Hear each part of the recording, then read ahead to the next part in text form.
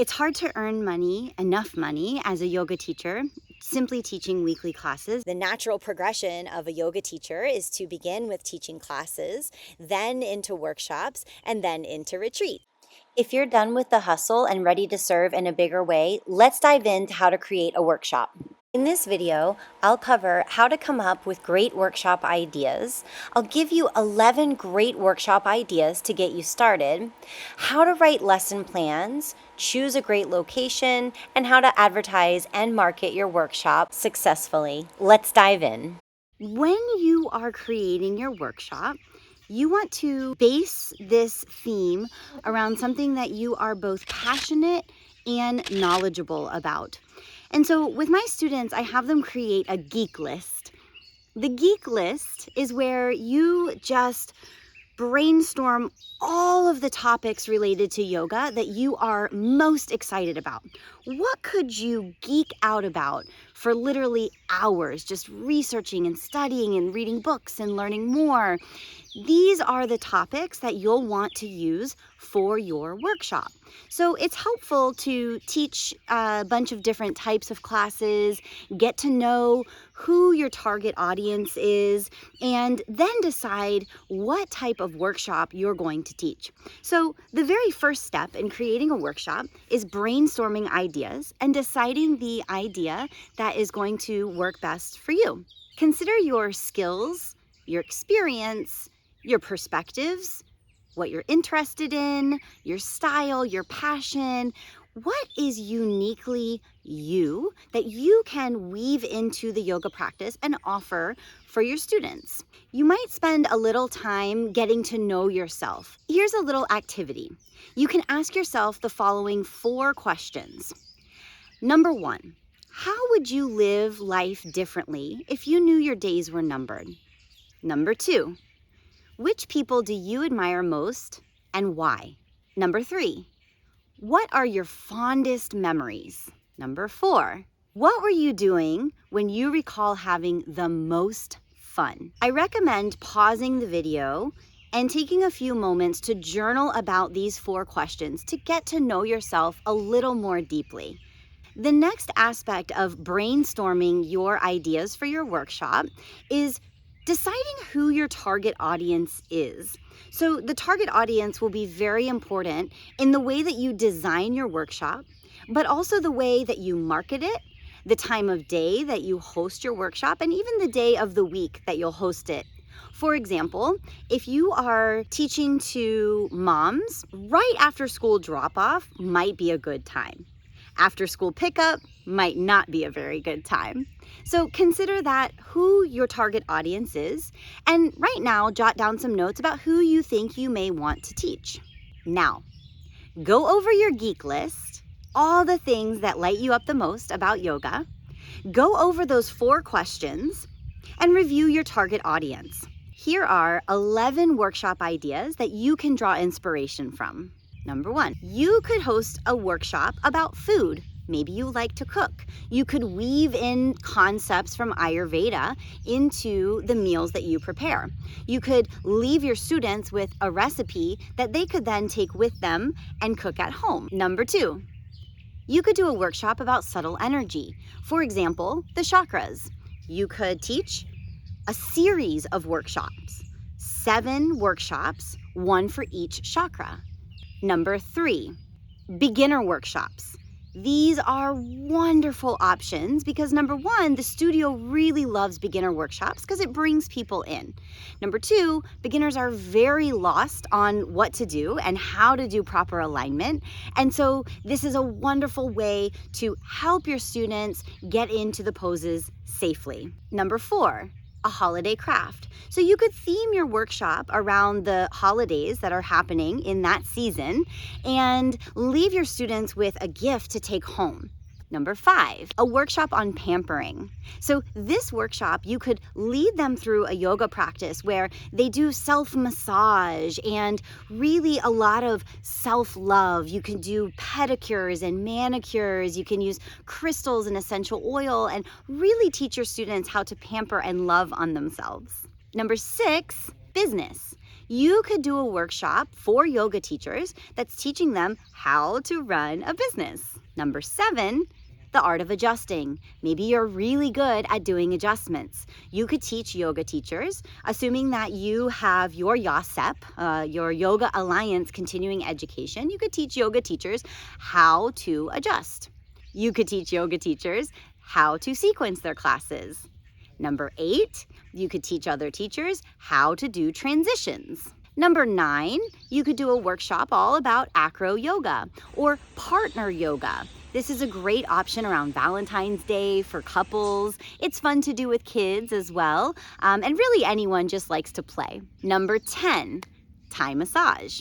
Maybe you have expertise in this area and you could, again, work with couples or other yoga teachers or students on how to do Thai massage and incorporate that into their yoga practice. Number 11, you could combine your yoga with something else that you're passionate about, like climbing or running or surfing or skiing, hiking, animals. On to step 2. Research your topic thoroughly. Get all the background information.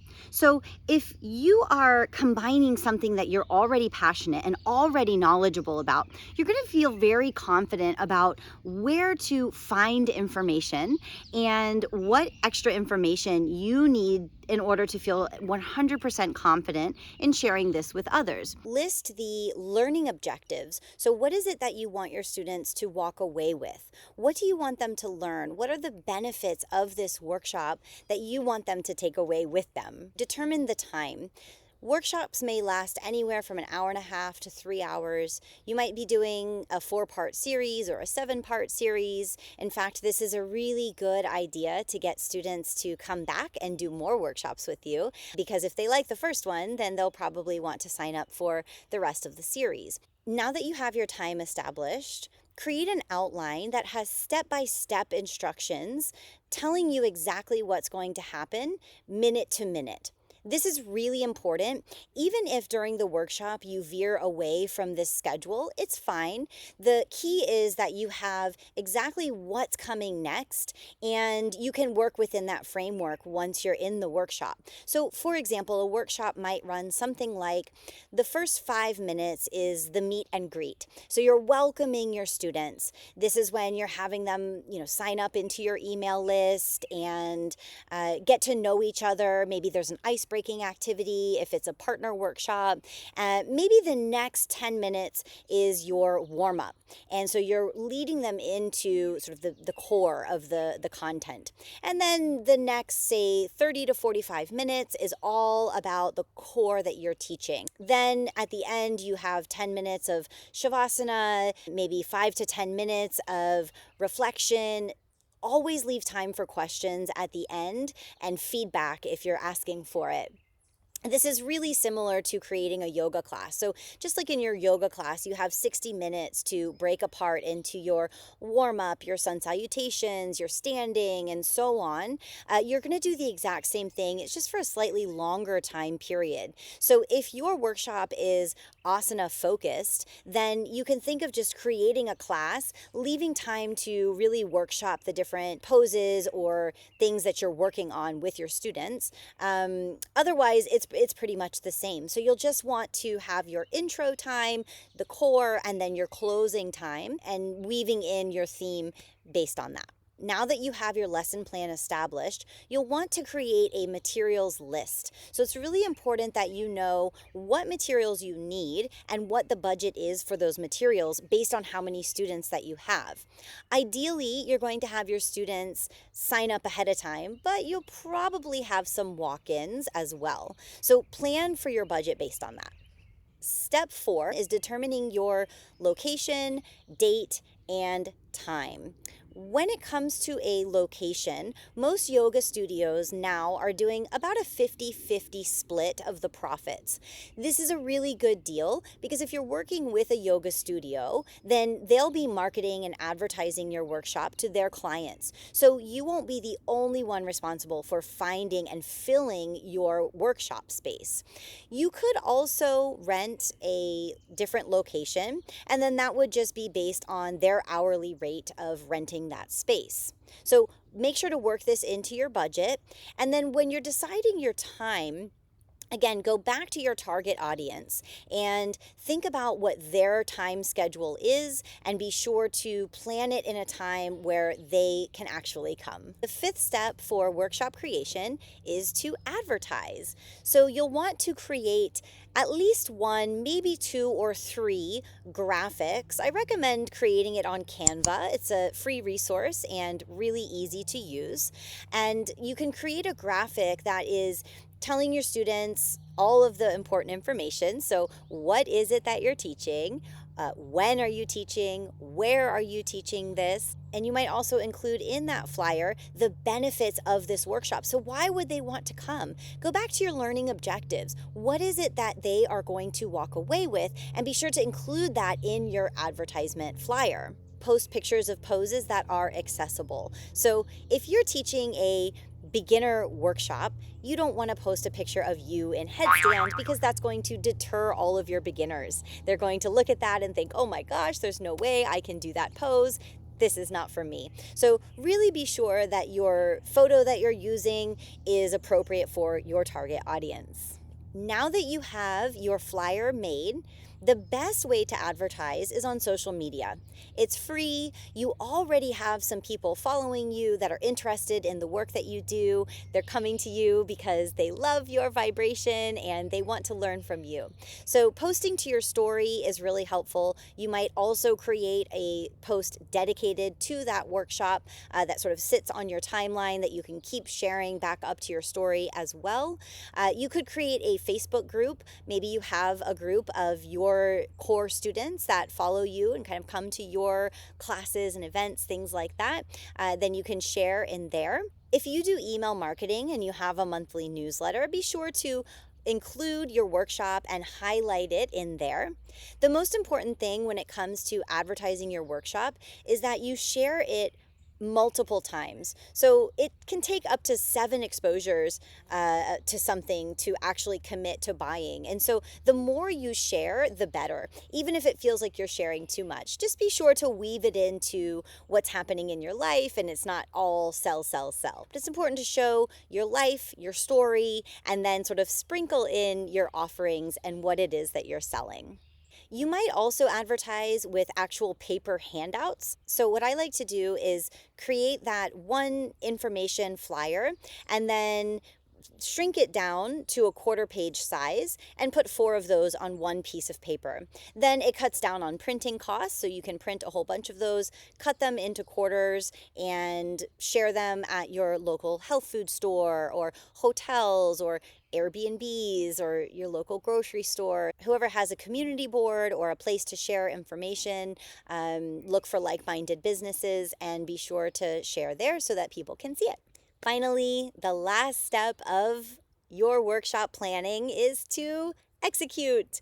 Now it's time to host your workshop. So check in with your materials list and bring your lesson plans with you. When you get into the space, always get there early.